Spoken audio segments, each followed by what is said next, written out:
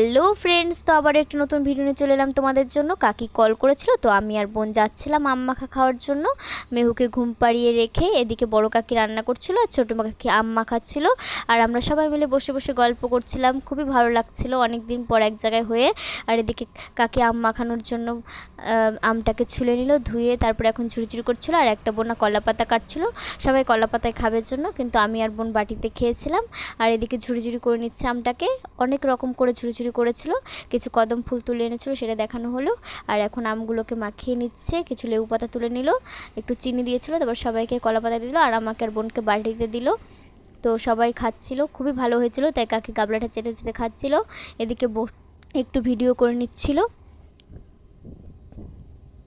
আর এদিকে কাকি একটু অভিনয় করছিল, জাস্ট অ্যাক্টিং। দেখো তোমরা কি সব করে এরা।